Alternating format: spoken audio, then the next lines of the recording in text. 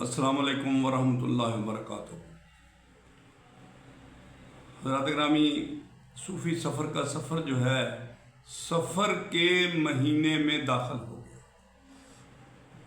सफ़र का महीना चूँकि मुहर्रमुल हराम के बाद आता है, तो इसलिए ये महीना जो है ये बहुत ज़्यादा बलाएँ साथ लेकर आता है। अब रवायत में 60,000 बलाएँ आसमान से ज़मीन की तरफ नाज़ल होती हैं। तो ऐसे हालात में हम लोगों को क्या करना चाहिए? हम लोग जो सूफ़ी सफ़र वाले लोग हैं, हम इनके बारे में ही आपके साथ शेयर करेंगे कि हमें सूफियाए कराम का जो तरीक़ाकार है, जो भी हमें फरमाया गया है, उन्होंने जो फरमाया है कि ज़्यादा से ज़्यादा हमने इबादत इस महीने में करनी है, रियाज़त करनी है और तौबा इस्तग़फ़ार करनी है।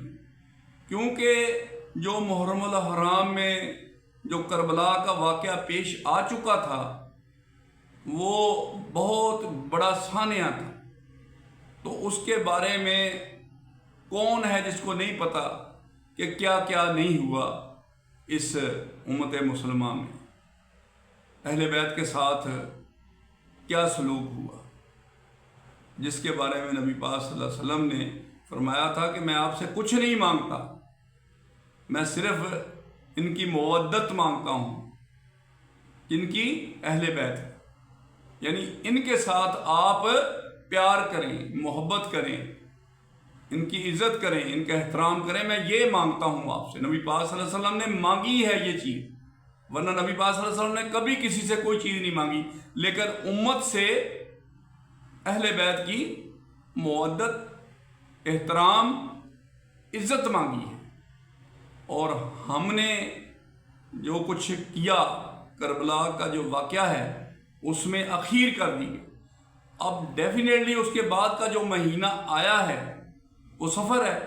तो सफ़र जो है ना, वो बहुत ही ज़्यादा अहमियत का हामिल इस तरीके से बन जाता है कि इसमें हमें बहुत ज़्यादा माफ़ियाँ मांगनी पड़ेंगी अल्लाह ताला से, और बहुत ज़्यादा इबादत में वक़्त गुजारना पड़ेगा, और रियाज़त में गुजारना पड़ेगा, चिल्ला में गुजारना पड़ेगा। यानी हमने उस वाक़े को मद्देनज़र रखते हुए आंसुओं की जो लड़ियाँ हैं, जो झड़ियाँ हैं, उनका इस्तेमाल करना है ताकि हमारे गुनाह धुल जाएं, जो रह गए हैं हमारे अंदर वो धुल जाएं, और हमने तौबा करनी है। तो ये महीना जो है ये बहुत ही अहमियत का हामिल है। तो सूफ़ी सफ़र का ये पैगाम है आप लोगों के लिए। अब देखें, इस वक्त तहज्जुद का टाइम, तो तहज्जुद का फिर दोबारा पैगाम मैं आज फिर आपसे ये शेयर कर रहा हूँ कि ये वो नमाज है जो नबी पाक सल्लल्लाहु अलैहि वसल्लम के ऊपर फ़र्ज़ थी। अब जो भी नबी पाक सल्लल्लाहु अलैहि वसल्लम से मोहब्बत का दावेदार है, एक हमारे उस्ताद थे, वो हमें पढ़ाते थे कि मुझे बड़ा प्यार है अपने वालिद साहब से।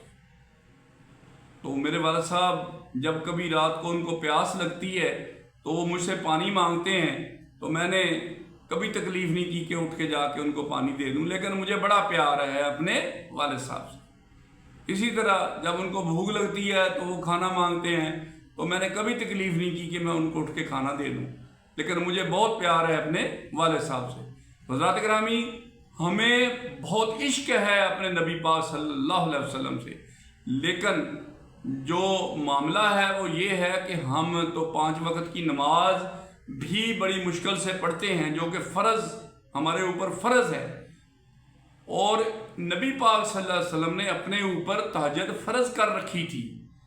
तो हम हैं आशिक़ रसूल, हम हैं उनके चाहने वाले। हम तो 5 वक्त की भी अदा नहीं कर पा रहे, उसका भी हक़ नहीं अदा कर पा रहे, तो ये हक़ कैसे अदा करेंगे? तो हमने कोशिश करनी है। अब इस सफ़र के महीने में मैं आपसे इल्तिजा करता हूँ कि नमाज 5 वक्त की तो पाबंदी से पढ़ना शुरू कर दें, और साथ ये जो तहज्जुद का टाइम है, नबी पाक सल्लल्लाहु अलैहि वसल्लम के ऊपर नमाज फ़र्ज़ थी तहज्जुद, اب کیوں؟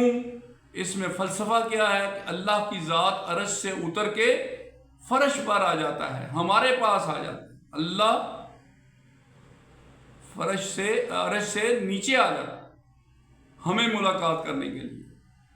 تو اب دیکھو نا، اللہ تعالیٰ خود تشریف لے کے آئے ہمارے پاس اور ہم اٹھ کے اس کا استقبال نہ کریں، تو یہ کہاں کا اسلام ہے؟ یہ کہاں کا دین ہے؟ ہم اللہ کو مانتے ہیں جب اللہ کہتا ہے کہ میں آپ لوگوں کے پاس آتا ہوں، کس ٹائم پہ؟ تہجد کے ٹائم۔ حضرات گرامی، صوفی سفر کا یہ پیغام ہے۔ اللہ تعالیٰ ہمیں توفیق عطا فرمائے کہ ہم اللہ تعالیٰ کا استقبال کرنے کے قابل ہو جائیں، تو پھر ہی ہماری بچت ہے، اور پھر ہی ہماری محنت ہے، اور پھر ہی ہمارا عشق ہے، اور پھر ہی ہماری محبت ہے اللہ اور اس کے نبی سے۔ تو ہم دعا کرتے ہیں کہ یا اللہ ہمیں تمام نمازیں پڑھنے کی توفیق عطا فرما، خصوصاً یہ تہجد کا ٹائم جو ہے یہ بھی ہمیں عنایت فرما دے۔ اس کے ساتھ ہی آمین کہتے ہوئے ہم اجازت چاہیں گے۔ وآخر دعوانا الحمدللہ رب العالمین۔ اللہ حافظ۔